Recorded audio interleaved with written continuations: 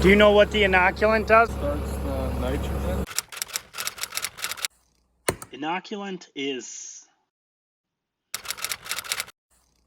Rhizobium bacteria that is applied to the legume seed before planting. The nodules on the roots of the legume contain rhizobium bacteria, which are responsible for fixing nitrogen for the plant.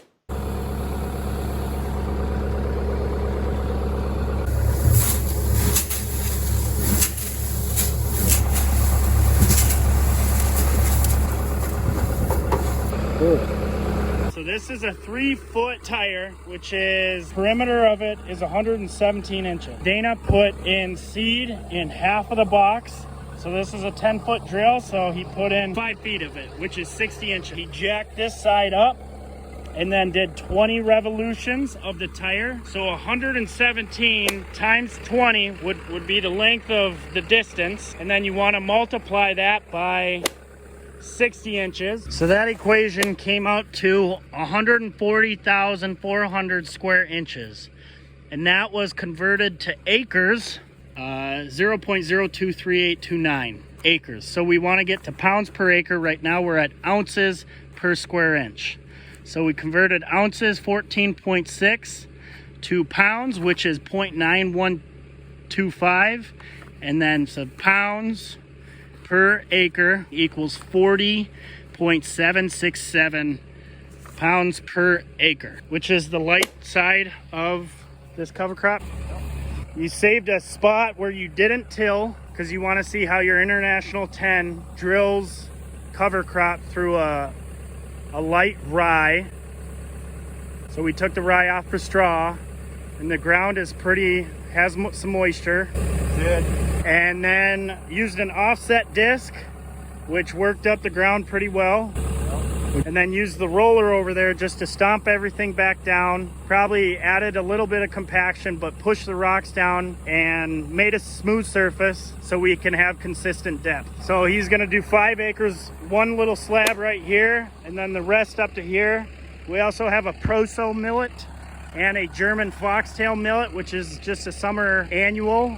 So you'll plant it in the spring or the summer when the soil gets 62 degrees. 40, 50, 60 days after that, you'll be able to harvest it. The German foxtail and the Proso millet are single crop harvest action.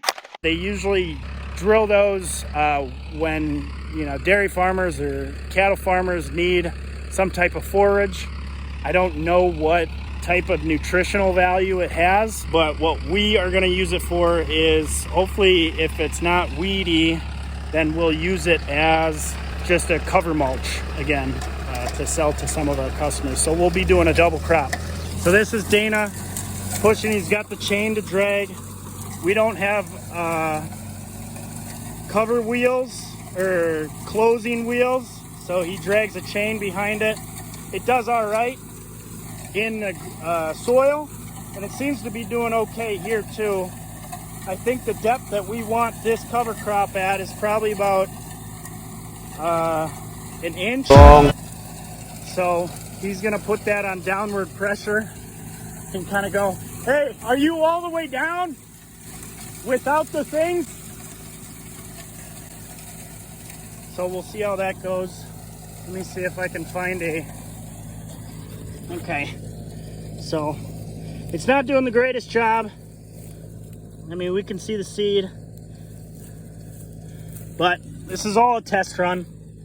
I think the main goal would be, instead of doing tillage, you have the rye stubble right here, to do a no-till drill. No-till drill has a lot more weight and down pressure towards it, so we don't have to till up the ground and lose the microorganisms. We can just keep going with it. This is a little bit deeper right here, so that's kind of nice. But definitely a no-till drill is what we would need if we wanted to drill into stubble here. And then we'll see, he should get a lot more depth here because this is a lot more looser soil. Doesn't need as much down pressure. So he'll be able to drill at the right depth that he needs to. So this is all pretty much trial and error. Not expecting much for a yield, but we want to kind of see the weed competition. We want to see If this mixture does well, the mixture for the cover crop is to kind of pretty much just to help the soil. And Dana loves cover crops.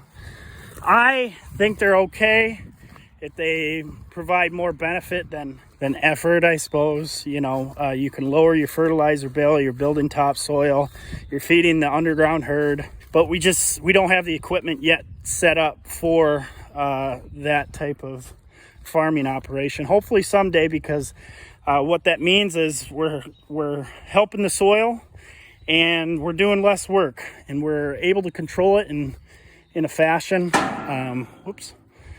that works for our schedules. We both work day jobs. So does my dad. So that's kind of the theory behind that. So he'll hopefully go here all night. He's only got like 6 acres or something. He'll have to recalibrate the drill for the Proso millet and the German foxtail millet. When he gets to that location over there, he's going to keep ripping, and we'll provide you guys updates with kind of how it turns out. Dana is a very critical person when it comes to cover crops. We've done it a few times. Last year we did a straight sun hemp. Years before that we did a mixture of brassicas, grasses, what do they call them? Nitrogen fixators, and then nitrogen scavengers, kind of a mixture.